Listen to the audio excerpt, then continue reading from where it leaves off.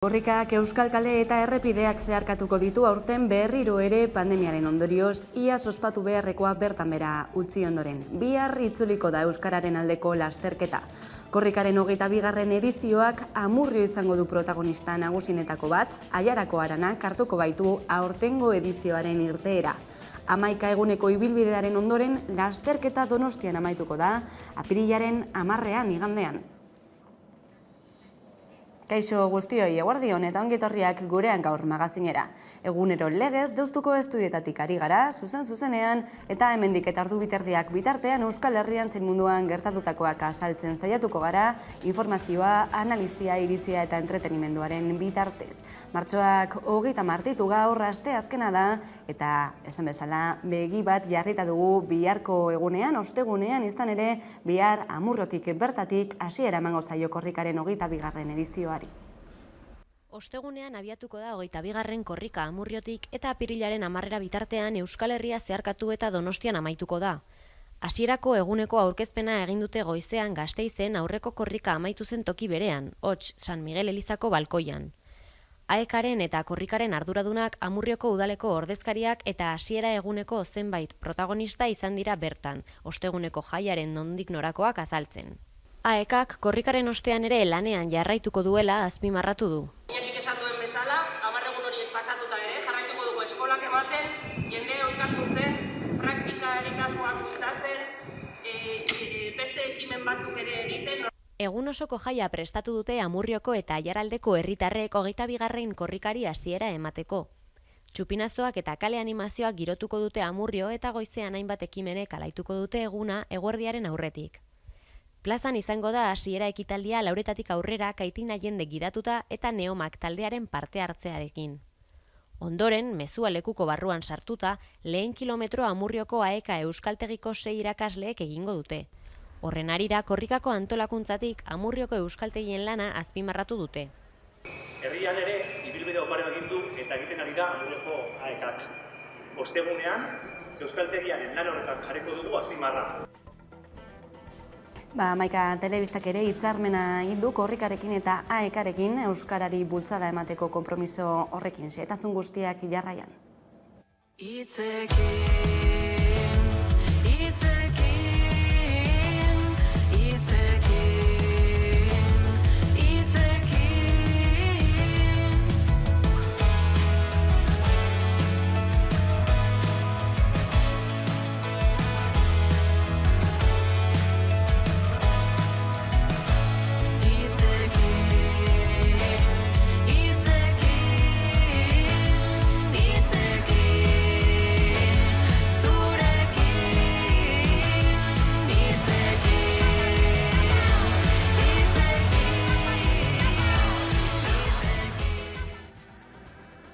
Hitzarmen horretan barne biltzen den bezalaxe, korrikaren kilometro guztiak eskuragarri izango dituzue, bihartik aurrera, korrika 22.amaika.eus webgunean, izan ere nahieran ikusi ahal izango dituzue, deskargatu, partekatu, eta ez hori bakarrik izan ere egunero, eta 24 orduz, zuzeneko jarraipena egingo baitiogu korrikari, zuzeneko seinaleaz gain, orduz orduko albistegiak ere izango eskainiko baititugu. Korrika badator, eta azken urteetan bezala gurekin jarritzeko aukera izango duzu.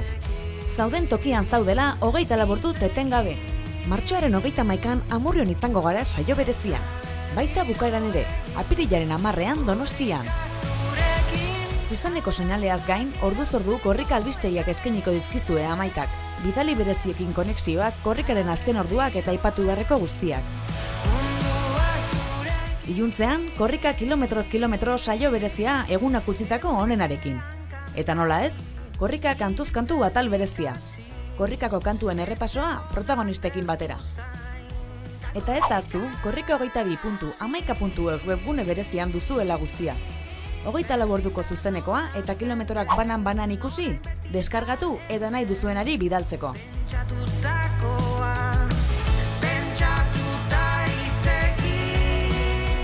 Aurten ere, korrika 11.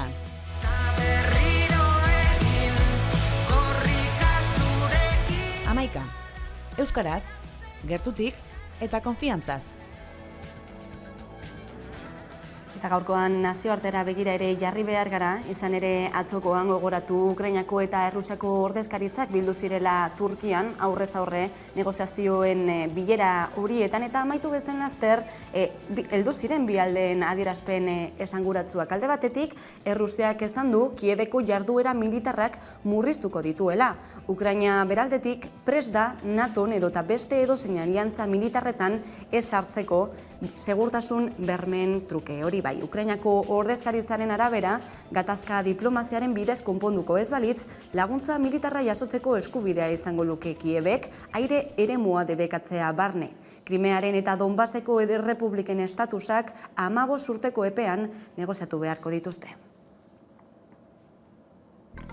Gurera itzulita eta bien bitartean inflazioa 10%ean, 10%tik gertu kokatu da martxoan Espainiar estatuan eta gertu ere kokatuko da aurreikusten da Hego Euskal Herrian. 1985etik izandako daturik altuena da honakoa. Aurreko hileko urtearteko KPI-arekin alderatuta 2 puntuko igoera izan da eta 3% igoera otsaileko prezioekin alderatuta.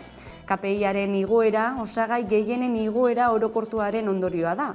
Espainiako Ekonomia Ministerioak azaldu du, inflazioaren igoera horren zatirik handiena Ukrainako gerrari egotzi behar zaiola. Hain zuzen, igoeraren 63%a Errusiaren inbasioaren ondorioek eragin dutela Madrilen arabera. Energian eta janari ez prestatuetan pilatu dira igoerarik handienak. Inflazio kopuru horri aurre egiteko asmoz krisiaren aurkako plana aurkeztu zuen atzokoan Pedro Sánchezek, Espainiako gobernuburuak, eta gaur goizean zehar ari da baita ere Espainiako Kongresuan bertan azalpenak ematen. Bertako aktualitateari heltzeko bat egingo dugu Iñigo Aduriz kazetariarekin. Eguerdion, Iñigo? Eguerdion, kaixo, zer moduz. Esan dugu, gaur goizetik ari dela Pedro Sánchez, Espainiako ministroen kongresuan, Madrilgo kongresu horretan, agerraldia egiten, alde batetik ekonomiari, krisi ekonomikoari aurre egiteko plan hori azaltzeko, eta bestetik baita ere, Saharari buruz sartu duen erabaki horri buruzko azalpenak emateko. Zein da giroa? Nik uste azkenean gaurko agerraldi hau tramite bilakatu dela, eta nahiko oso luzea izan da Sánchezen hasierako interbentzioa, eta esan dezakegu pixka bat aspergarria, izan dela beste taldeek esan duten moduz, ez. Hemengo giroa behintzat nik uste beste sesio batzuetan baino lasaiagoa dela, batez ere gobernuaren bazkideek nahiko akordio giro ona azaldu dutelako behintzat krisiari aurre egiteko neurri horien inguruan, eta egia da Sánchezek jasan dituen kolpe gehienak izan direla Sahararen inguruan izandako posizio aldaketa horregatik, ez? Bai Unidas Podemosek eta baita beste alderdiek ere, baita ere oposizioko alderdiak eta eskubiko alderdiek ere, oldartu dira, ez? Pedro Sánchezen posizio honen aurka. Eta krisi ekonomikoari aurre egiteko plan horri buruz, gakoa izango da krisi energetikoari zein irtenbide eman, ez? Zenolako irtenbide eman, hori izango da erronka nagusia. Gogoratuko dugu Bruselak bai Espainia eta bai Portugal irla energetiko bezala izendatu zituela. Zenolako margena du Sánchezek honi heltzeko? Momentuz egia da energiari prezioak finkatzeko aukera hori eman ziola Europako Kontseiluak bai Espainia eta baita Portugali ere, baina hori finkatzeke dago oraindik, ez? Eta, gogoratu beharra dago lehenengo, bai Espainiak eta baita Portugalek ere plan bat aurkeztu behar dizkiotela bere Europako bazkideei, eta plan hori onartua izan behar dela, ez?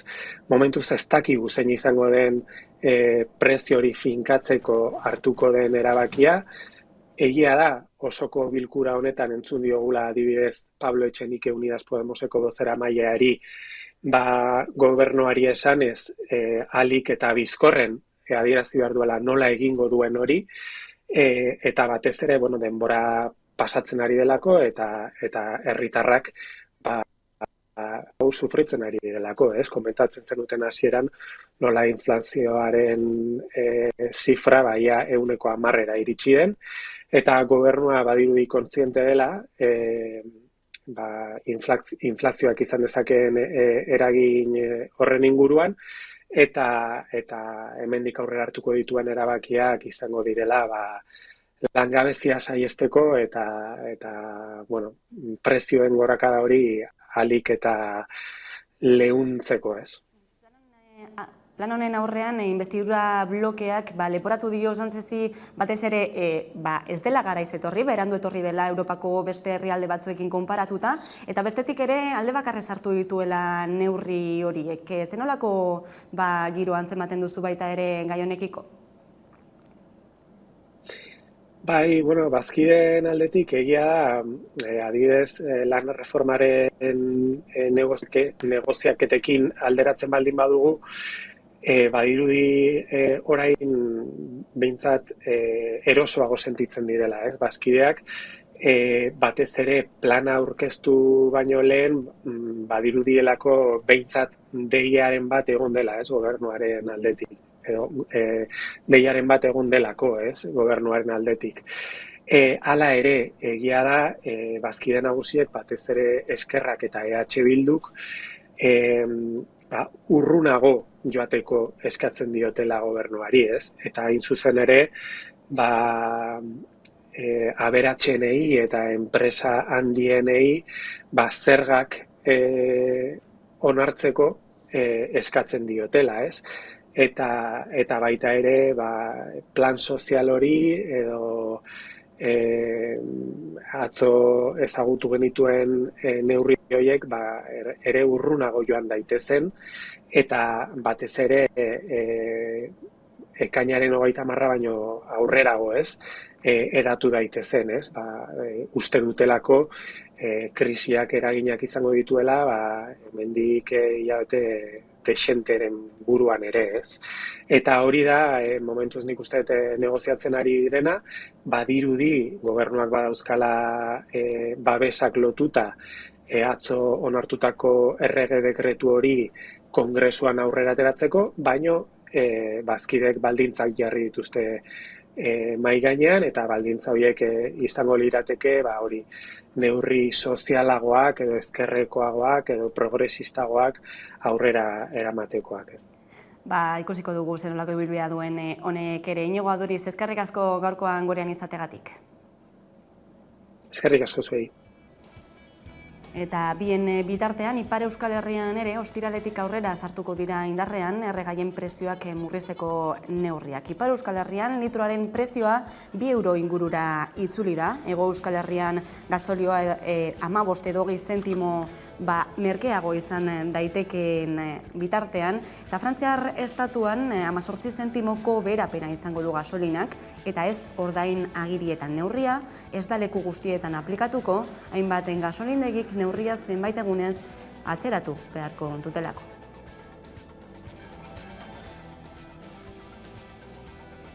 Eta jarraian Frantziar estatuari begira jarriko gara, izan ere hauteskunde presidenzialetarako atzera kontaketa hasia da, apirilaren 10ean ospatuko dira, eta dagoeneko igandetik hasiera eman zaio hauteskunde kanpainari. Eguzki Urteaga, EHUko soziologia irakaslearekin bat egingo dugu zuzenean, egoera guztia aztertzeko. Eguzki, eguerdion, ongi etorri? Egunon. Esan bezala, era batera edo bestera, hauteskunde hauek baldintzatuta etorriko dira gatazka instituzionalekin, izan ere gogoratu, azken egunotan gertatutakoa Korsikan, baita ere Guadalupen gertatutakoa, Lepenekin izandako ikamika hori, Euskal Herria ere hortxe dago, lurraldetasunari lotuta zirrikuturik irekitzen alda fase berri honetan? Duela gutxi arte lurraldetasunaren gaia erabat bigarren maila batean kokatu da debate politikoan, eta hori izan da Korsikaren Kasu horatu behar da, Korsikan duela 7 urte gehiengo abertzalea dagola, azken hauteskunde lokaletan abertzaleek 78% lortu dute, eta hala eta guztiz ere, beraiek mahai gainean jartzen zituzten aldarrikapenak behin eta berriro alboratuak izan dira. Macronek Korsikan egin zuen bisitan ere esan zuen bere printzipioei eta ideiei modu irmoan eutsiko ziola eta ez zuela inongo kontzesiorik egingo, eta horren ondorioa izan da, besteak beste, Iban Kolonari gertatu zaiona. Alegia, aspaldianik Korsikarrek eskatzen zuten presoak Korsikara hurbilduak izan zitezen, eta aldez aurretik DPS estatusa horia ikentzea, hori behin eta berriro epaitegiek errefusatu egin dute, eta horren ondorioa izan da, Iban Kolonak jasan duen erasoa, eta horren ondorioz hil egin da. Eta horrek, hautsak arrotu ditu Korsikan, argi dagona da, Kolonaren ongi ez handia sortu duela Korsikan, baina hori baino haratago doa bertako problematika, kontutan izan da, aspaldianik eskatzen zutela, hizkuntzaren inguruan, izan da instituzionalizazioaren inguruan, edo eta presoen inguruan, pausoak emanak izan zitezen, eta konsideratzen zuten legitimitate demokratikoa zeukatela, besteak beste, hauteskundeak berritan irabazi zituztelako, eta gehiengo absolutua zutelako. Eta naiz eta legitimitate demokratiko sendo hori eduki, frantses gobernuak ez du pausorik eman. Orduan, ikusita zer nolakoak eta zer nolako gatazkak sortu diren Kolonaren heriotzaren ostean, kontutan izan da are gehiago kanpaina presidenzialaren erdian gaudela eta hauteskundeak gertatzeko 2 aste bakarrik falta direla, frantses gobernuak erabaki zuen eta joanen barne ministroa bertara bidaltzea, 3 eguneko bisita egin zuen, eta saiatu zen giroa zertxobait lasaitzen, esanez, autonomia estatutorako bidea irekitzeko prestutasuna zeukala gobernuak. Baina horiek deklarazioak dira, bereziki kanpaina elektoral testuinguruan eginak direnak, eta ikusi beharko da horrek, gero behin bai hauteskunde presidenzialak eta ondoren hauteskunde legislatiboak pasata gero, horrek zer nolako egikaritzea eta zer nolako konkrezioa edukiko duen. Ikusiko da bai lurraldetasunaren gai honek zen nolako indarra hartzen duen hauteskundeen ondoren. Dena den inkesten arabera, duela 4 urteko eszenatoki berberara garamatzate, hau da Le Penen eta Macronen arteko zuzeneko lehia horretara, eta gainera gailentzen dena boto aukera horretan, boto asmoetan Macron izaten jarraitzen du, ez? Zen nolako irakurketa egiten duzuzuk? Gogoratu behar da, 2017an Macronek lehen itzulian 24% lortu zuela, eta azken hilabeteetan eginak izan diren sondeo ezberdinek ematen diote 25% inguru. Azken bolaran, Ukrainiako gerra hasi zenetik, horrek aukera eman dio bere lidertza agerian uzteko, bai Frantziako presidente gisa, baina baita Europar Batasuneko kontseiluko buru gisa, eta interlokuzio bat ere ireki du eta mantendu du Putinekin, eta horrek eman dio estatu gizon figura hori, ez? Eta horren ondorioz, sondeotan ikusi da 30%ko langa ere gainditu egin duela, naiz eta azken egunetan proportzioiek zertxo bat jaitsi diren, eta azken sondeoak 27, 28 ematen diote. Horrek edozein kasutan agerian uzten duena da, base elektoral oso sendoa daukala, eta gatazkak egon arren, edota gerra situazio bat izan arren, hala eta guztiz ere base elektoral sendoa duela. Zalantza gehiago dago, jakiterako orduan, nor izango den Macronekin batera bigarren itzulirako sailkatuko den hautagaia.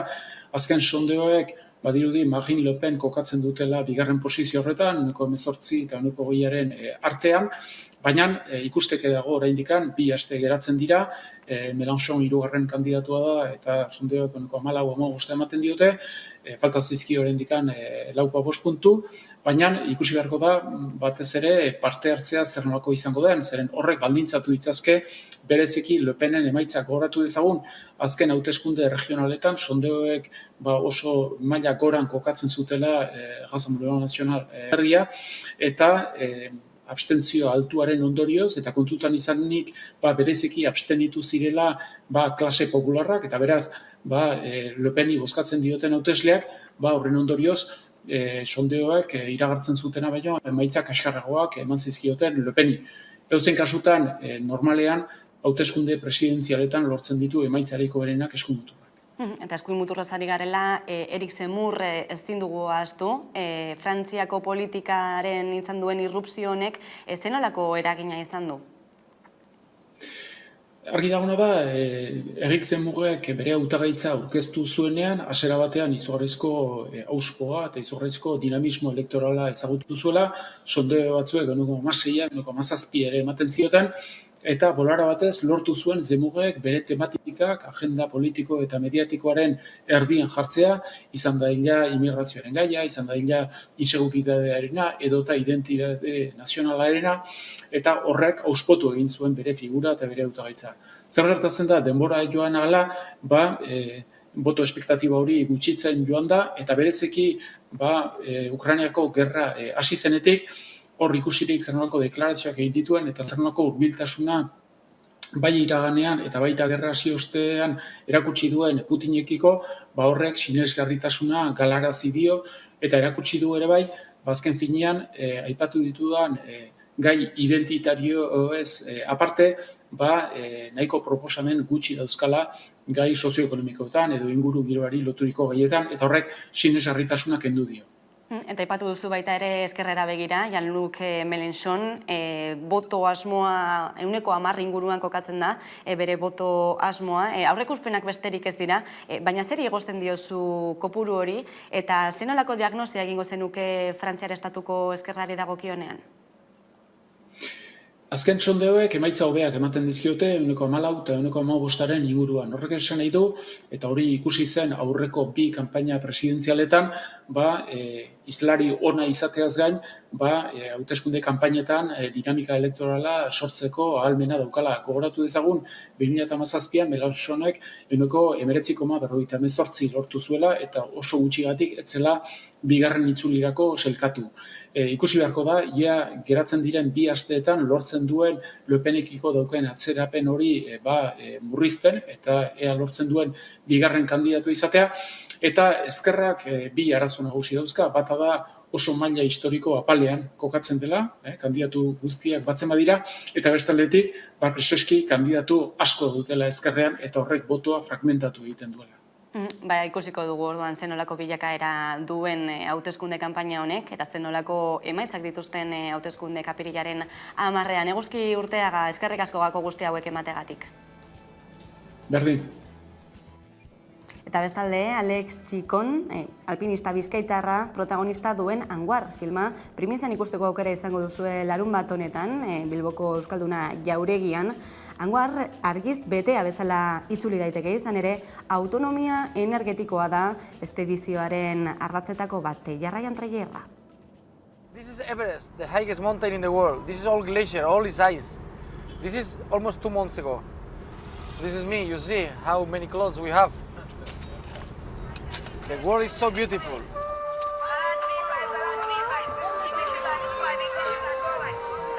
Living in the slums has fear. You're afraid of what you're more afraid. Me está impactando más que montañas y lugares que hemos estado por ahí en sitios recónditos. Las caras, los gestos, es increíble. La vida de los niños de la calle y las niñas de la calle es durísima. Yo siempre digo, sobre todo las niñas que viven en prostitución, la más pequeña, 9 años, hasta 17 años. ¿9 años empiezan? 9 años. Ahora con las fotovoltaicas puede uno generar su propia electricidad y no tener que depender de unas infraestructuras que aquí nunca van a llegar. ¿La veis la escuela?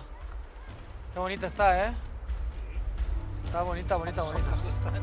Están ahí.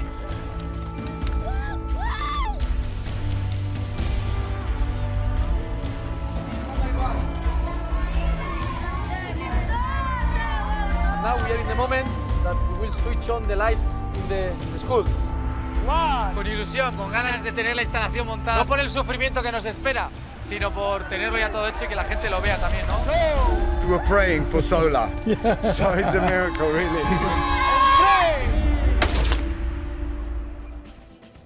Bain zuzen, Anguar filmaz dokumentalak hitz egiteko bat egingo dugu bere protagonistarekin. Pantailaren beste aldean daukagu Alex Txikon, eguerdion?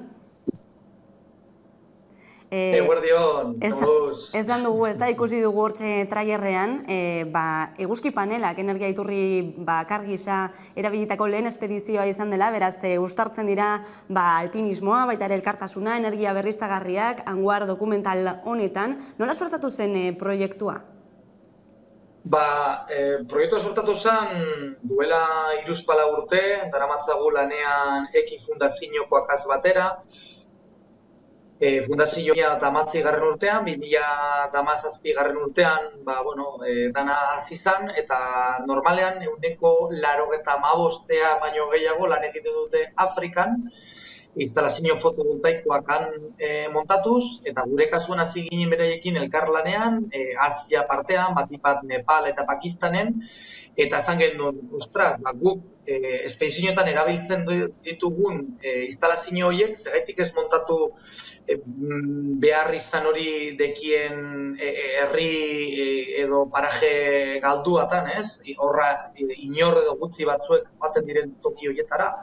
Eta holaz sortu zan dana, ez? Egia aitortu behar dutzut, ez dala errez izan, dokumental hau dago rodatua, grabatua edo ekoiztua dago, igaz hasi ginen Nepal, guztiz utzik zegoen Nepalean, ez? Bertan konfinamentu bat pasa behar izaken duen, Sierra Leonara 8 lagunetako talde bat joan ginen, eta neu bakarrik bultau nintzen garaiz, ez? Gainoteko guztiak koronavirusa jota delitu zirela bertan. Ez dakite ikusleak akordatuko diren, baina pasaden irailean izan zen, Ameriketako Estatu Batuak atara zituzten beraien ejertzituko tropa danak Afganistanen, eta gu Pakistanera joan ginen justo garaio horretan, ez? Non talibanak eta boterean jarri ziren beste behin ere Afganistanen, eta, ez jakitasun asko, egun grabaketa, rodaketa hau dokumental honena, ez da izan PB, Zailtasun dena den azkenean lortu duzu dokumental hau aurrera ateratzea, esan dugu, larunbatean estrenatuko dela, eta aipatu duzu, herrialde desberdinetan grabatua izan dela, Sierra Leonatik ere igaro zaretela, eta hain zuzen, Sierra Leona da, hainbat hamarkadetan espedizioak egin duzun arren, gehien unkitu zaituena, esan duzun bezala. Askotan, gagoz, egonda Nepal baten, Pakistan baten, 50 aldiz baino gehiago Asian egonda gagoz, baina Sierra Leonan, han agertzen da Jorge Gustafuli berdera surprel horretan berbaz baita ere, bertako ingelesez islam, hemen justo irudi hau gabizena ikusten, hango fabelak, hor barruan egon behar da ikusteko eta sentiduteko zelango bizi kalidadea dekien bertan, zelango bizi baldintza dago zen, benetan dinotzuk. Azken 10 egunan pasado da, hortik Poloniatik eta ikusi dutan Ukraina eta Errusia arteko gudan gatazka honetan zer dagoen bertan, zelango miseria dago zen, baina benetan dinotzut askoz beokerrago dago favela baten Sierra Leonan. Non dato zen, gerra zibil batetik, azizela 1991 urtean, 2002 urtean bukatutzatzen montzan, baina oraindik zenbat dagoen bertan laguntzeko, eta oso pozik gagoz, honen inguruan, zuk aipatu duzun bezala ze, empatiaz, energi berriztagarrien artean baita ere, eta zenolako laguntzak egin direzan, eta espero dezagun zapatu honetan, azaldeko 7 herrietan, Euskalduna Jauregiko auditorioa betetzeko gai garen, hortik atatzen den euneko etekina, Afrikara berriz ere bueltan dijoa, sarreran diruagaz egingo dana da, instalazio fotovoltaiko bat montoko da Etiopian ospital txiki baten, ez? Eta, eskerrak urotze da zemon Bizkaiko foru aldundiari, egin zuzen ere Lorea Bilbaori, Euskara Kultura eta Kirol Zailako departamentu guztiari, berai esker, badekugu Euskaldunako jauregia bultzat, eta hortik bezala sarreran euneko guna Afrikara bueltan dijualako. Larun batean, beraz, hitzordu hori zior asko zior baiet harrera ona izango duela dokumentala. Kales Txikon, eskerrik asko gurean izategatik. Eskerrik. Eta kulturarekin jarraituko dugu, izan ere Gutun Zuria, Bilbao Letren nazioarteko jadialdiaren edizio berria dagoeneko martxan da, larun batera arte, eta Azkuna zentroan ospatzen ari da. Xehetasun guztiak jarraian.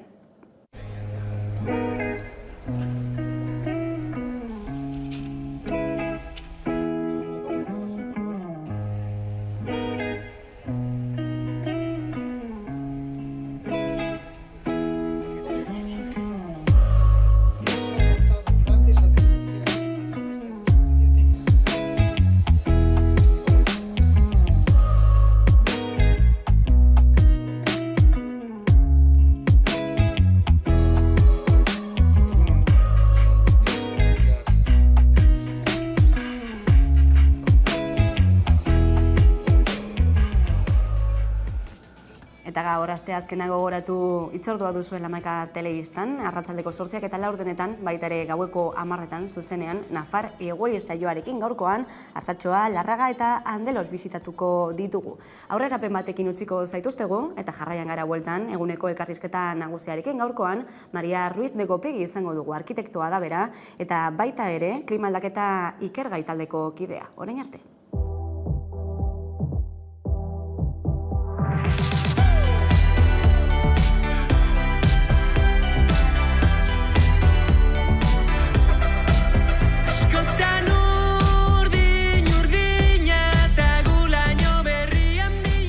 Bueno, ongi etorriak Andeloseko erromatar irira. Dakitzuenez bezala, erromatarra Europan izan dugun imperiorik zabalena izan zen. Eta noski orain dela 2100 urte inguru erromatarrak Euskal Herrira iritsi ziren ere bai.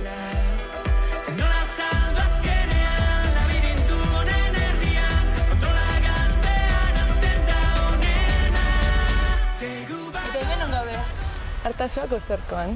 Bai, nola muraia bat, hau egin zen herrialdean, 14. mendean eta hori, eta hori da, nola muraia bat militarra, eta hemen gainera dago estrategikoki jarrita, dagoelako hemen herriaren goialdean, eta hemen daukazu panorama guztia.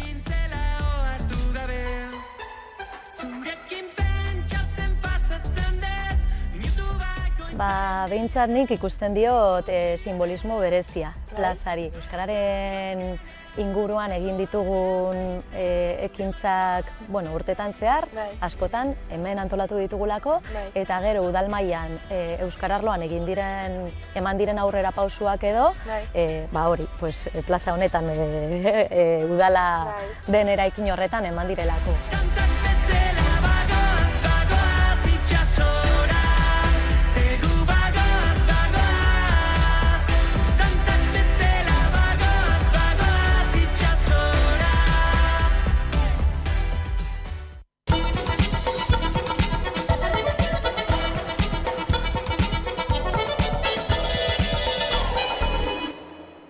Eta egunero legez, eguneko elkarrizketari tarte irekiko diogu. Eta horretarako gaurkoan gurekin dugu Maria Ruiz de Gopegi, arkitektoa da bera, eta baita ere klima aldaketa ikergai taldeko kidea. Eguardion. Eguardion, eskerrik asko. Esan dugu, ez da, arkitekto hirigia zara, baita ere iraunkortasunean eta klima aldaketan espezializatua. Izan ere, bi aldagai hauek kontuan hartuta, zenolako erronkei aurre egin behar izango diegu aurrerantzean? Beno, daramagu hilabete, hamarkada batzuk, esaten egokita, aurrera eramaten ari den modeloa, ez dagoela ondo, ze batez ere dago produkzioa eta kotxearen aldeko bizimodu baten aldera pentsatuta, ezta? Eta benetako aldaketa bat behar dugu, oinezkoen eta beste erabatera mugitzen ari den biztanleei egokituta. Eta gainera ere, naturarekiko desberdintasun hori pixka desabatzeko eta natura hirietan integratzeko. Gainera azkenean, normalean pentsatzen da aldaketa klimatikoa zeozer zientifikoa edo dala, baina azkenean gure ikuspegitik harataz aurrerago joaten da, eta azkenean gauza politiko, soziala eta bar erlazionaturik dago, eta azkenean pobrezia energetikoa, desberdintasunak, bioaniztasunaren problemak eta bar, oso erlazionaturik daude aldaketa klimatikoan, así que azkenean erronka nahiko multisektoriala da, baina balio dena da hori bizio zabala eta transversala izatea eta aldaketa klimatikoa ez ezik arlo guzti horiek batera eramatea aurrera, ez? Azken urteotan azaldu duzun bezala, ohartarazpenak badira, baita ere klima aldaketari aurre egiteko neurriak, sartu beharra azpimarratzen ari da. Izan ere, temperaturaren igoera dagoeneko errealitate bada, urterik urtera ikusten dugu zenolako aldaketak dauden, bero boladak baita ere ez. Aurrerantzean, aurrera begira, hurrengo hamarkadetara begira, zenolako erronkei, zenolako egoera izango dugu Euskal Herrian? Hemengo aurreikuspenak egin dira, eta antzematen da, mende amaierako, adibidez, batez besteko temperaturak igoko direla, bai neguan, bai udan, adibidez, mendebaldeko Euskal Herrian 6 grado edo igoko direla, eta gainera maximoak ere igoko direla, eta minimoak ere, orduan, bero boladak luzeagoak eta maizago gertatuko dira, eta izotz egunak eta bar asko jaitsiko dira, eta azkenean izotz boladak igual desagertu egingo direla. Eta horretaz aparte, aldaketa klimatikoa ez da bakarrik temperatura, ez? Prezipitazioan ere aldaketak egongo dira, eta hau pizkat sorpresa izango da, baina oro har ikusten da prezipitazioak jaitsiko direla, batez ere urte osoan zehar, baina azkenean neguan eta prezipitazio muturrekoak, hau dira, ekaitzak eta bar, asko igoko direla. Orduan azkenan izango ditugu ur eskazia hilabete batzutan, eta bestela arazoak uholdeekin eta bar, tormenta hauek etortzen direnean, ez? Eta azkenean, gure herrialdea nahiko kostalde handia dituenez, itsasoaren mailaren igoera ere nahiko nabarituko da. Esaten da 30 zentimetro edo 60 zentimetro aldean igo daitekela. Eta azkenean portu herrietan eta hondartzetan eta bar, asko nabarituko da. Adibidez, Zarautz, Deba, Zumaia eta bar, igual orain dekoten area lehorreko zati hori guztiz desagertuko da. Orduan, ez dira aldaketa txikiak izan. Ez dira txikiak eta noski gure bizimoduan eragin zuzena izango dute, baita ere hiriguneetan, esan duzun bezala.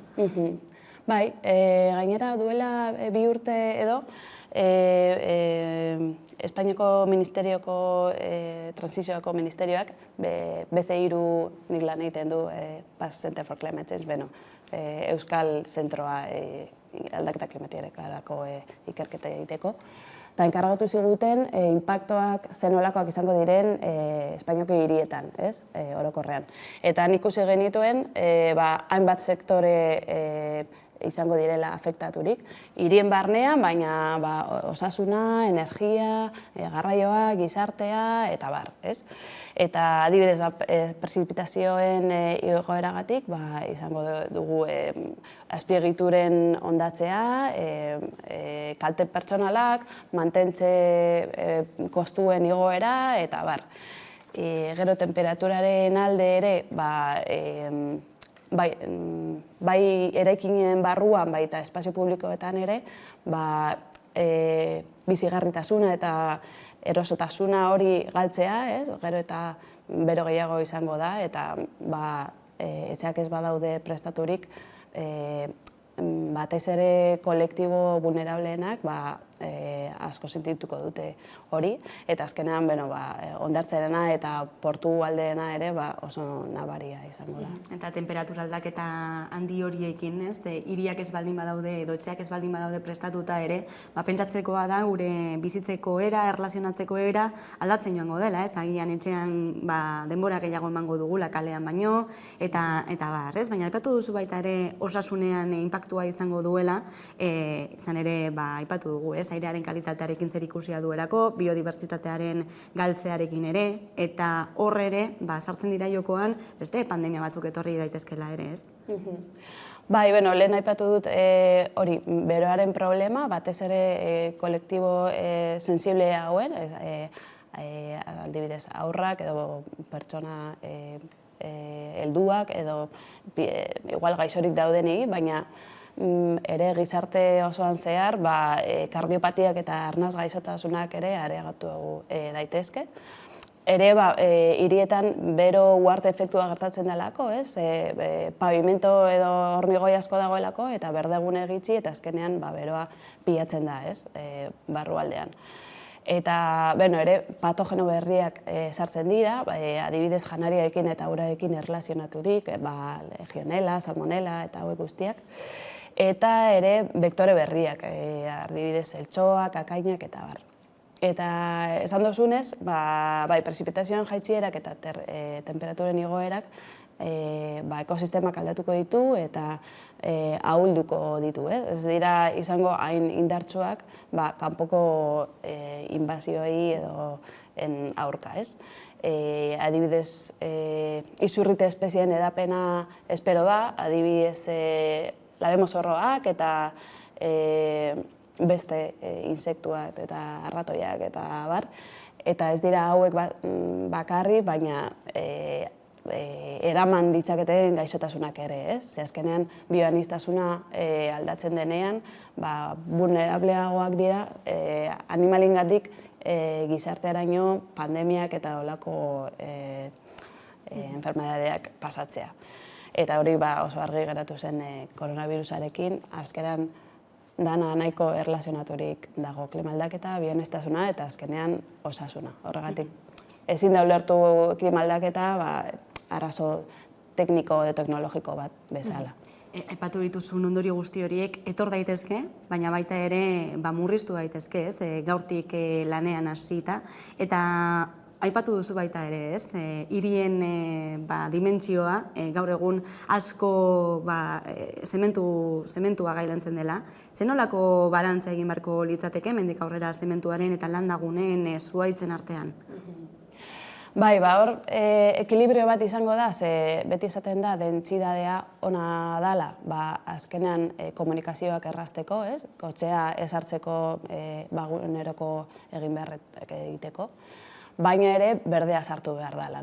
Orduan, egin behar dena da, gaur egun dekogun hiri antolakuntzan, igual berdegune txikitxoekin, baina ondo konektaturik, korredore berde batzuk ezartzeko, eta bar.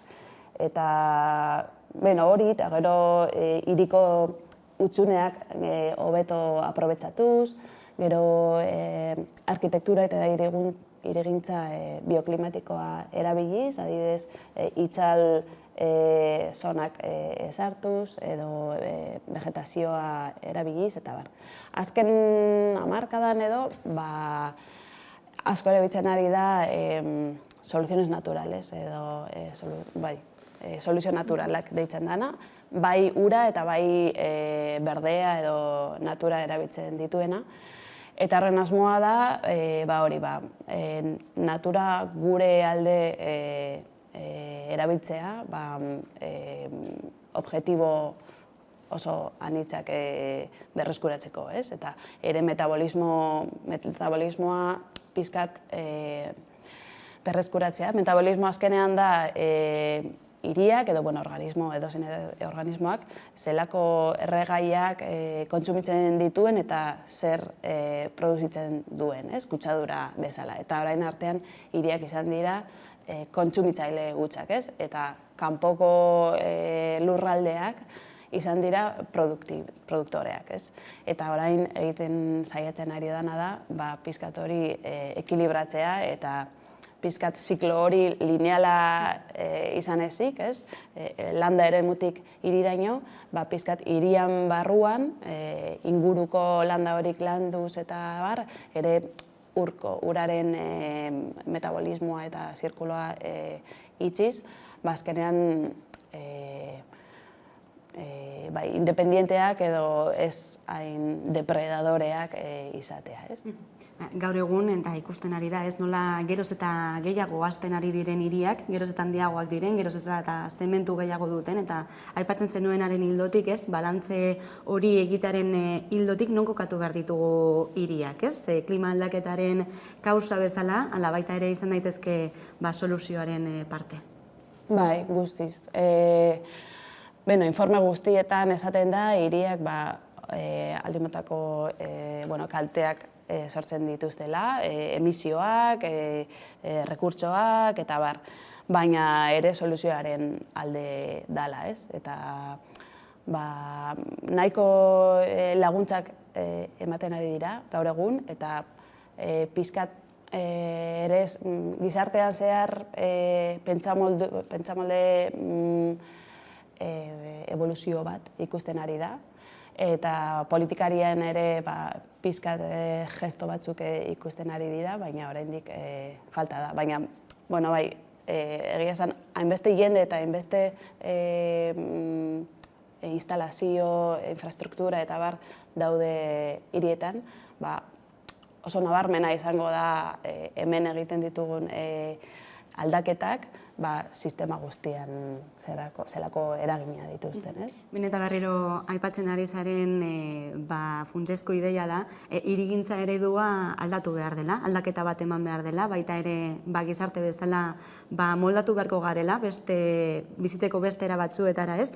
Nola irudikatu behar ditugu etorkizuneko hiri horiek, esaterako kotxeen erabilera ere aipatu duzu, geroz eta murritzago izan behar dutko duela, nolakoak izan beharko lirateke hiriak? Lehen aipatu dugun bezala, orain arte egin dugun hiri modua izan da produktibitatearen alde eta kotxearen alde, ez? Efizientzia ekonomikoa, batez ere. Eta erreprodukzioa eta zaintzak eta bestelako mugimenduak hirian aintzatez hartzen, ez? Hanbeste. Baina, aldaketa honekin, nik espero dut, pizkanaka, gero eta importantzia gehiago emango zaiolako hurbileko erosketak eta negozioak eta egunerokotasunean beharra ez izatea kotxea hartzeko, lanera joateko, adibidez koronavirusaren pandemiarekin, gero eta jende gehiago hasi gara etxetik lan egiten, igual ez egunero, baina astean behin edo birritan, eta hori adibidez, behar izan dugu pandemia mundial bat, honelako aldaketak sartzeko, baina pizkanaka aragoaz ere mobilidade elektrikoa, ez? Igual gero eta kotxe gehiago elektrikoa izango dira, baina nik uste soluzioak ez dira etorriko alde teknologiko honen bidez, baizik eta bizimoduaren aldaketa. Igual pentsatu behar dugu, igual ez dela beharrezkoa bakoitzak edo etxe bakoitzak kotxe bat izateko, baizik eta igual konpartitu aldezake dugu edo erabiliera temporala izan, eta uste dut pausotxoak emana direla, batez ere hiri handietan, uste dut Euskal Herrian ez dagoela, baina Madrilen kotxe elektrikoak alokatzeko sistema dagoela, hemen ditugun bizikletak bezala, baina igual distantzia luzerako ona izango da.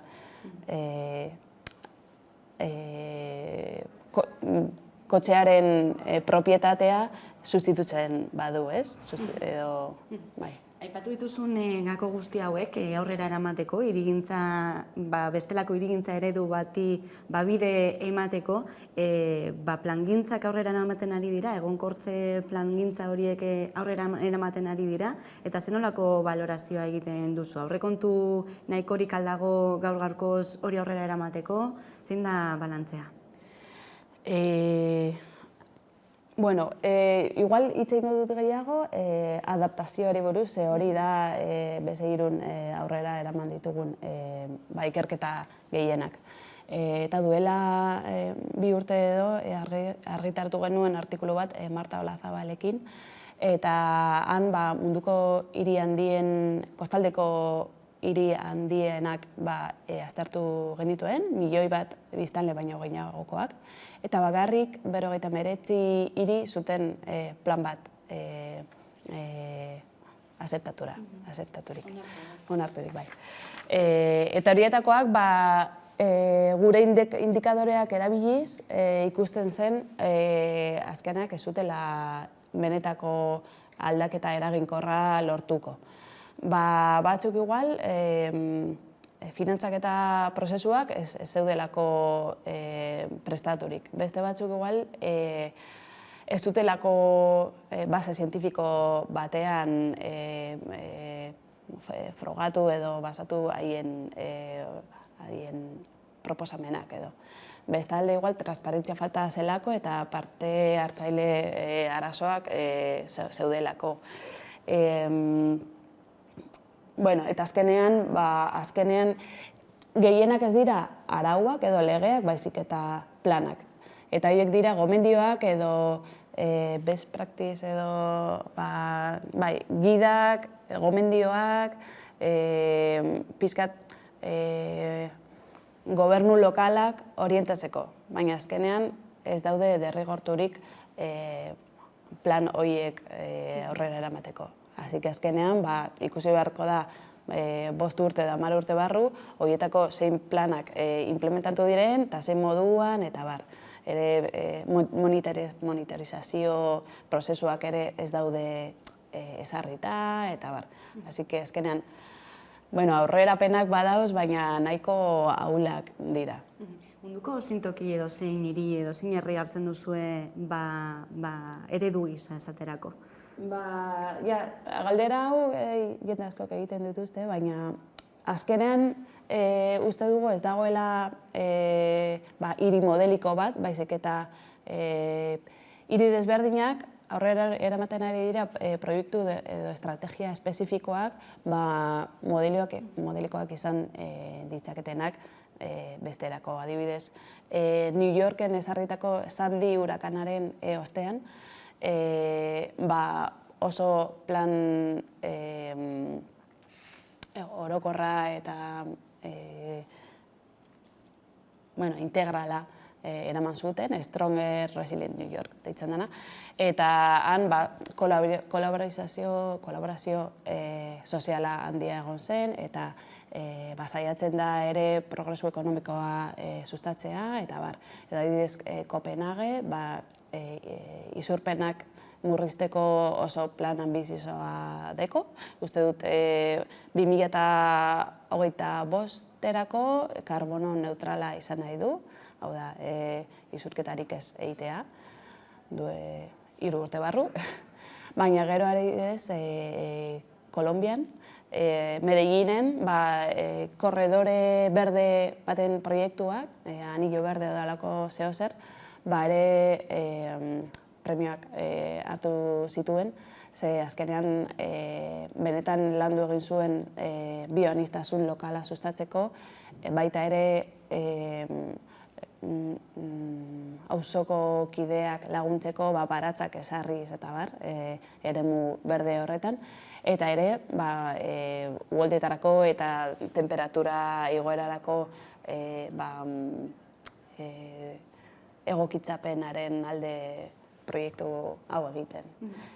Edo Singapuren adibidez, parke baten erdian, zegoen hormigoizko esplanada bat urak eramateko eta bar, eta guztiz desmantelatu zuten, eta parke berde bat egin zuten, inundablea, eta azkenean inguruko biodibertsitate foko nagusia bihurtu da, eta uholdeak guztiz nahiko beherakada ikusi dituzte.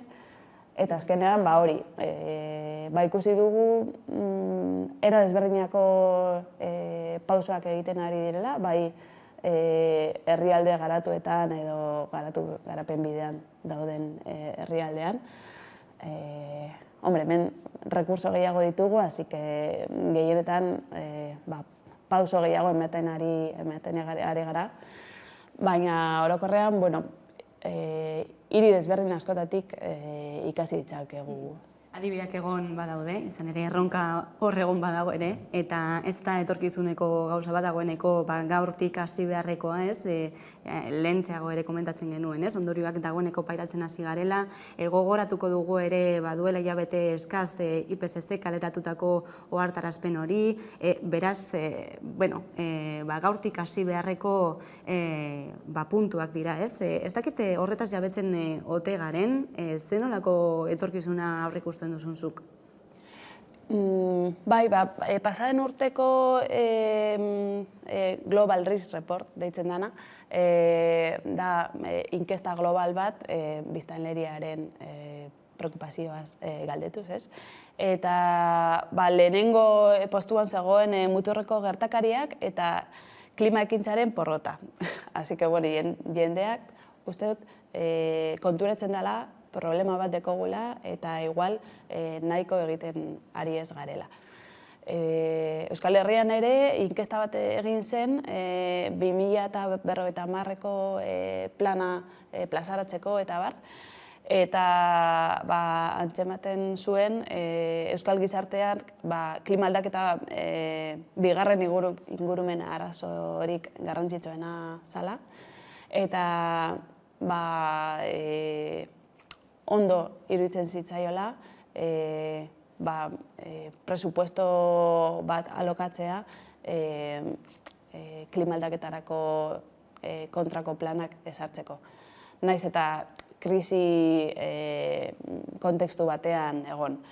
Baina, ez dakidana da, zelako galderak egin zuten, igual ambiguegiak edo lausoegiak ziren, eta jendea ez da konturatzen benetako aldaketak egin behar ditugula guretako bakoitzak, gure eguneroketasun ohiturak eta bar aldatuz, ez? Ez bakarrik noski sistemak eta industriak eta bar aldatu behar da, baina gu ere azkenean gure kontsumo modeloekin eragin handia dugu, ez? Eta ardibidez, ez da jendea preste egongo zen kotxe pribaturik ez izateko, haien bizitzan zehar, edo bakarrik auzoko dendetan erosteko, eta ez supermerkatuan, edo denda multinazionaletan, eta bar. Orduan... Erronkak asko dira, eskerrik asko, gaurkoan gako guzti hauek emateagatik eta gurekin gaurkoan izateagatik Maria Ruiz Egopegi, arkitektoa, eta baita ere klima aldaketa ikergai taldeko kidea, hurrengora arte. Eskerrik asko zuri. Eta tarte bat eta jarraian solasaldiari ekingo diogu, gaurkoan gurekin izango ditugu Ramon Barela eta Joserra Becerra, horrein arte. Euskal Herriko aktualitatea ikusteko eta jarraitzeko beste modu bat da Hamaika Telebista. Eguneroko gaiak alde batera utzi gabe, itzalean direnei arreta eskainiz eta tartea emanez. Errealitatearen 11 alde ikuspuntu guztiak kontuan hartuta. Gertatutakoa, zuzenean eta eskura. Noiz nahi, edonon eta euskarri guztietan gainera. Telebista egiteko beste modu bat posible delako. Euskaraz, gertutik eta konfiantzaz. Egin dezagun, bat izan, 11 egin.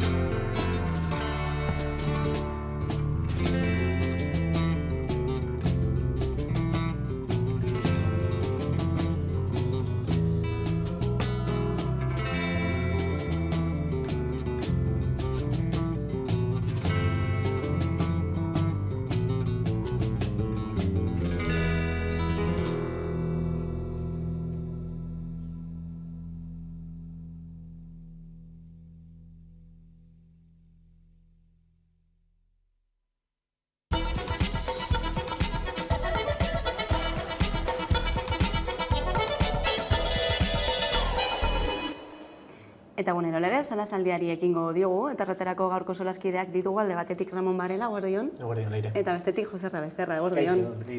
Hasteko eta behin aipatu dugu ez, egunean zehar, inflazioa dagoeneko Euskal Herrian 10% ingurura heltzen ari dela, eta Ukrainako gerrak ekarritako ondorioak ere agerikoak direla gure ekonomian, azken hilabetean ikusi dugunez, krisi ekonomiko horri aurre egiteko asmotan Pedro Sánchez Espainiar gobernuburuak atzokoan plan bat aurkeztu zuen, neurri sorta batekin, horien artean erregai litro bakoitzeko 20 zentimoko obaria aplikatzea, baita ere alokairua gehienez ere 2% igotzea, eta baita ere gutxieneko diru sarrerak 15% handitzea. Hori izan da, Sánchezen proposamena, ez dakite nola hartu duzuen proposamen hori, izan ere kritikak ere egin zaizkio, alde batetik berandu bat horrela plana, bestetik ez dela nahikoa, egiturazko neurriak hartu beharko liratekela, nola ikusten duzu zuek hartutako neurriak? Nik uste berandu baino gehiago planaren inguruan egon den informazio eza kritikagarriagoa dela.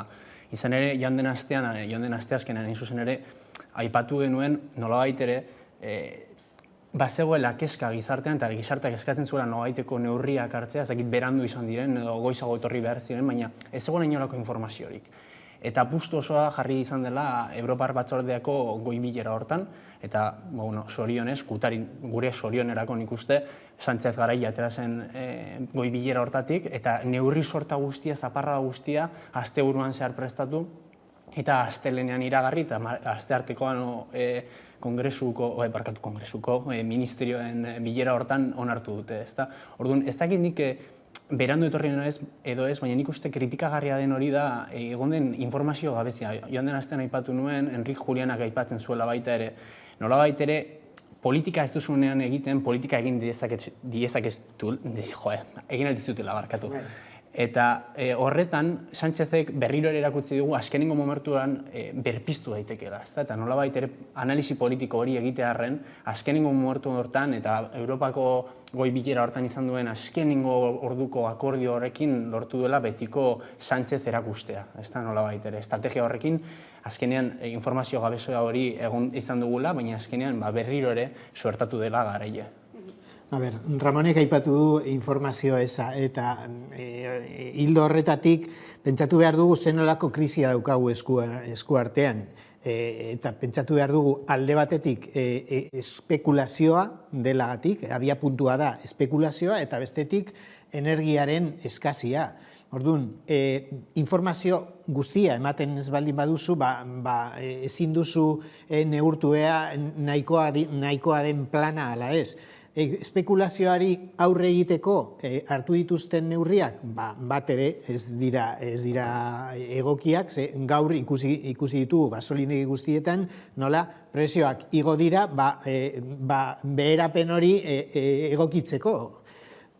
Beste kontua da, zein da plan horren helburua? Pertsona zaurgarriak babestea?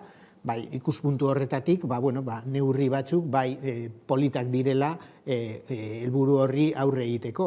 Baina hori, espekulazioari aurre egiteko bat ere ez. Krisi energetikoa bete-betean dugu gurean ere, eta aipatu duzu zenolako neurriak hartzen ari diren, aipatu dugu baita ere egunotan Europar Batasunak irla energetiko kontzeptua erabiltzen ari dela bai Espainiarentzat eta baita Portugalentzat ere, energiaren presioa nolabait jaisteko boterea edo kudeaketa ematen diolako, izendapen horrek gure alde jokatuko duela uste duzu ez? Zenolako margena izango du gobernuak honi esku hartzeko? Nik uste, depende zenolako gauzaketa duen zehazki, ezta? Gaza desokoplatzea lortzen badugu sistema elektrikotik, hegoalden horrek logikoki eragina izango du, hain zuzen ere, iparralden ez bezala, hegoalden Balear Penintsula osoan hain zuzen ere, ezta? Horrek epe luzera zenolako eraginak izan dezakeen, nik uste elektrifikaziorako bidea ireki dezakela izan ere, gazaren presioa eta petrolearen presioa horrek ez luke jaitziko, baina bai pool elektrikoan ematen den presioaren beheraka da. Orduan horrek ze sortuko luke, nolabaiteko, eta egia da, egoera kaskarrean dauden pertsonak kaltetuko lituzkeela, baina nolabaiteko karbonato asa bat gazaren eta petrolearen gainean. Beraz, horrek sortuko duke intzentibo bat elektrifikatzeko hainbat prozesu. Hori epe luzera begiratuta. Epe laburrean logikoki sortuko litzatekeena da, kriston berakada fakturetan, hori zuzenean emango balitz, ez da, desakople hori, eta berriztagarriak indar handiago izango balukete pulean, eta berriztagarrien prezioa oinarritzat hartuko bagenuke, hori logikoki emango litzateke, beraz, nik uste arazoa dagoela zehaztean zer emango den, nola gauzatuko den akordio hori. Benetan, zehazten baldin bada saldu duten eran, nik uste berri oso posagarria dela hegoalderentzako, bereziki bai epe luzerako aipatutako neurri horriengatik, sortzen duen intzentibo horregatik, elektrifikaziorako intzentibo horregatik, izan ere berriztagarriak baitira baita ere elektrizitate produzitzaile merkeenak, orduan epe luzerako berri ezin hobea, nahiz eta hau behin-behineko neurria izan, baina baita ere hileroko fakturetan guztiok nabarituko ditugun presio beherakadengatik. Argindarraren kasuan ados nago Ramonik esandakoarekin, beste kontua da erregaiak. Eta orain dela 6 hilabete arazo larriena zen argindarraren prezioa, orain erregaien prezioarekin konparatuta, anekdota bezala geratu da.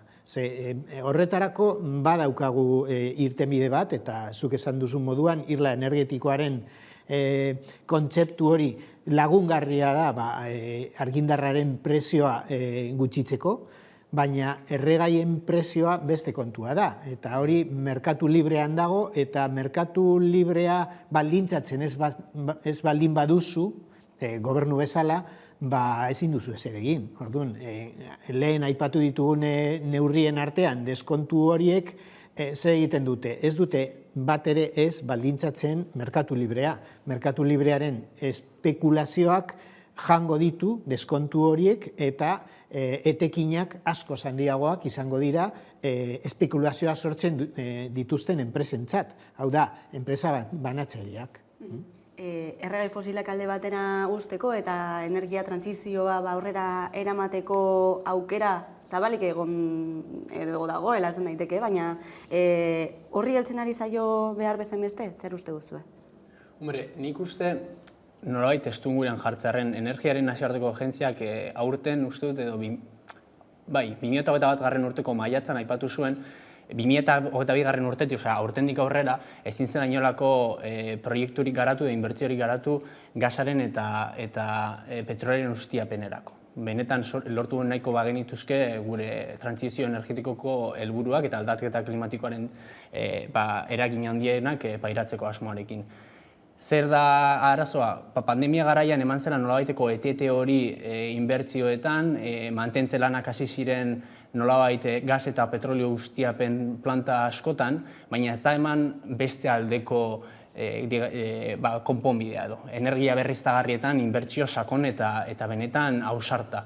Orduan, oin gaude, hor itxaso baten erdian, nun askok aipatzen dute berriro inbertsioak sartzea gasan eta petrolea izan litekela konponbiderek onena, eta hori ez da horrela. Orduan, nik uste egondela nolabaiteko politika globala sari naiz, ez naiz kasua zehatzei buruzari, baizik eta nolabaiteko egonda erdiskako lana. Ohartu gara nolabait ere inbertsio batzuk eten beharko genituzkela eta beste batzuk egin, eta batzuk eten genituen eta beste batzuk ez genituen egin.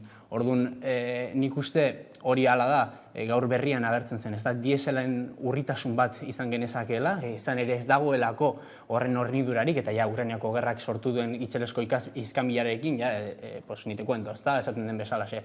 Orduan, nik uste egondala nolabaiteko bi pausu horiek eta pausu bat betezala, eta bestea ez dela eman. Eta askoren aburuz, aipatzen dute, lehenengo pausu horren atzera pausuak eman beharko genituzkela eta gasan eta petrolean berriro inbertitu, eta nik uste arazoa bertan dagoela hain zuzen ere. Lehenengo pausu hori ona izan zela, naiz eta momentu batekoa izan eta bakarrik behin-behinekoa izan, eta horrekin jarraitu beharko genuela, hau da, gasan eta petrolean ez inbertitzen, baina ez da eman bigarren pausu hori. Berriztagarrieneko apustu, ausarta eta benetan sendua. Kontua da petrolio eta gasean inbertitzea ala ez, energia fosil merkea agortu egin dela. Inbertsioak egiten baldin badituzu, baina lortzen duzun petrolio eta gasa garestiak dira, eta garestiak izan behar dira, prezioak ez dira jaitziko. Eta prezio altuekin egin behar dituzun inbertsioak berriztagarrietan ere zailagoak izango dira, ze gehiago ordaindu behar duzu, helburu berea lortu ahal izateko. Orduan, oso eskenatoki berezia daukagu eta pixka bat nik esango nuke zaila bebai, ze orain arte egin ez duguna, orain egin behar dugu, baina gaurko prezioekin eta ez aurreko prezioekin, eta gaurko energiarekin eta ez aurreko energiarekin. Eta zuk esan duzun moduan, gasoilaren kasuan, poliki-poliki agortzen ari da, eta ze egingo dugu gasoilik gabe, naiz eta garestia ala merkea izan. Gasoilik gabe, garraiolarien arazoak, gaurko arazoak, etorkizunekoekin konparatuta kristonak izango dira. Orduan, ez da erraza, baina jarraitu behar dugu bide beretik. Trantsizioa egin behar dugu bai ala bai, eta berriztagarrietan eta aurrezkian dago gakoa. Horrekin oso lotuta edo lotura zuzena du klima aldaketak. Espero da datozen urteetan temperaturak igotzen jarraitzea, biodibertsitatea galtzen joatea baita ere. Ezagunak dira, behin eta berriro adituek aurreikusten dituzten ondorio horiek. Eta, esan behar da, ez dira etorkizunekoak bakarrik, jadanik pairatzen ditugula eta egoera honen aurrean, hirigintzak, gure hiriak eta gure bizimoduak zenolako erronkak ditu, zenolako pausuak eman borko lituzke. Horixe bera galdetu diogu Maria Ruiz de Gopegi arkitektuari. Daramagu hamarkada batzuk esaten egokita aurrera eramaten ari den modeloa, ez dagoela ondo, ze batez ere dago produkzioa eta kotxearen aldeko bizimodu baten aldera pentsatuta, ezta?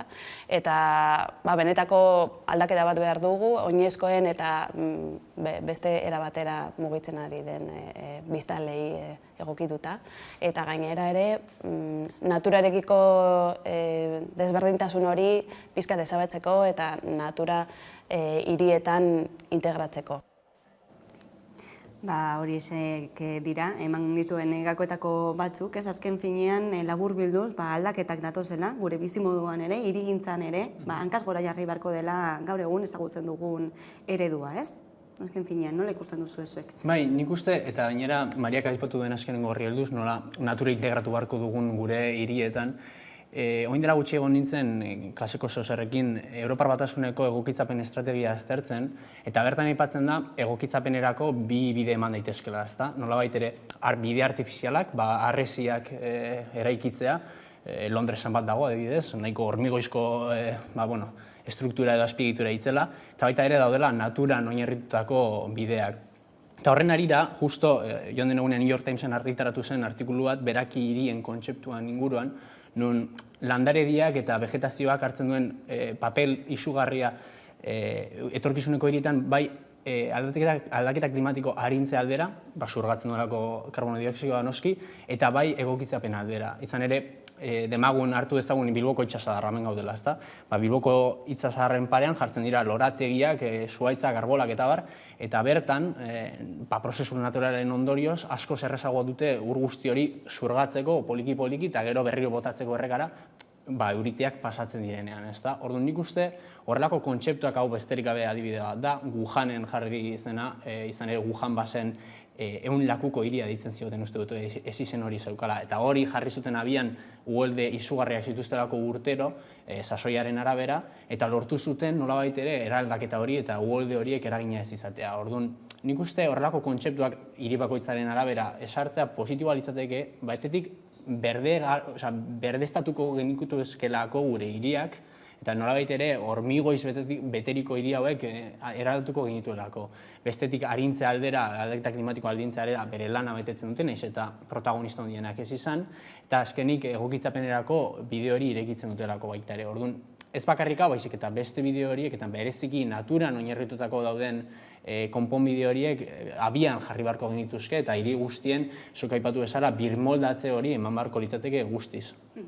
Ados nago, eta neurri horiek oso interesgarriak dira, baina klima aldaketari aurre egiteko hartu behar diren neurriak bi azal dituzte. Alde batetik, zuk aipatu duzun egokitzapena, baina bestea da mitigazioa.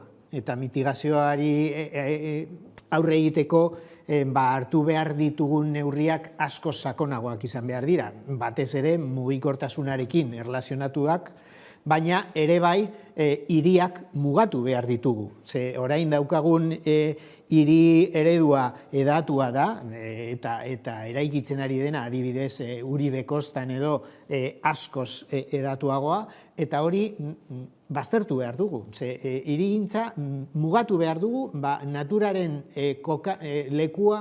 naturari lekua usteko, eta aldi berean geure mugikortasuna pixka bat mugatzeko bebai. Non ditugun unibertsitateak, eskolak, lan zentruak, horiek ere hiri barruan egon behar dira, eta ez hiri kanpoan orain dauden moduan, ezta? Hori esik, hirigintzari dagokionean, baina hiritar moduan, gizarte moduan, zenolako aldaketak eraman beharko genituzke aurrera norbanakok? Ni ados nago Jose Ramonekin, arintze horrek badoka bere pisu itzeleskoa, agian fokua jarri dut hor egokitzapenean, eta hain zuzen ere horrekin ze nolako neurriekin nik uste askotan ardura jartza hiritarrengan konplikatua izan ditekeela. Ez da, orduan, nire proposamena izango litzateke nolabait ere politikatik edo politikagintzatik marko batzuk ezarri beharko liratekeela hiritarrak benetan aukerak izateko haren jarrera aldatzeko orduan. Esate baterako, nik ezin dut, ez baldin badukat garraio publikoa nire etxetik kilometro batera, garraio publikoa hartu Bilbora etortzeko, demagun, ezta? Orduan, hori da nire demagun teoriaren adibideko nena, ezta? Orduan, ze egin dezakegu guk, nolabait ere aukera hori dugunean, aukera hori hartu, nik askotan aipatu dut hemen, Getxoko norbaitek trenez etorri beharko litzateke Bilbora, hor nik uste asko zerosoagoa dela baitere, eta hortaz aparte eskatu beharko genieke gure agintariei beti, nolabait ere gure maiztasunak, garraio publikoaren maiztasunak areagotzea, eta nolabait ere konponbideak eskaintzea. Orduan, ardura bai, baina beti ere jakinda zein nolako baliabidek ditugun aurretik, ezta? Niretzat erronka nagusiena da gizartearen babesa lortzea. Hartu behar ditugun neurriei begira gizartearen babesa lortzea. Eta horretan nik aipatu behar dut bizikletaren papera, adibidez. Orain ikusi dugu Sánchez gobernuaren laguntzak eta deskontuak izan direla erregaia erosteko, baina ez bizikleta erabiltzeko. Bizikletak ez ditu ez Espainiako gobernutik, ez inongo instituzioetatik laguntzarik jasotzen. Eta da, geure tresna egokiena klima aldaketari aurre egiteko ez bakarrik hirietan, baizik eta hiri artean ere bai. Orduan, babes hori lortu ahal izateko, jendearen, ez dakit nola esan, involukrazioa edo lortu behar dugu, bestela gobernuetatik etorriko dena geratuko da hori gainetik eta ez da sartuko gizartean. Solasaldia amaitzeko, beste gai bati helduko diogu, izan ere egunotan zentralitatea hartu du gaiak, ez, hezkuntza ituna da horixe, azkenean akordio zabal bat lortu dute oinarrietarako, EAJak, EH Bilduk, PSek eta Unidas, Elkarrekin Podemosiuk.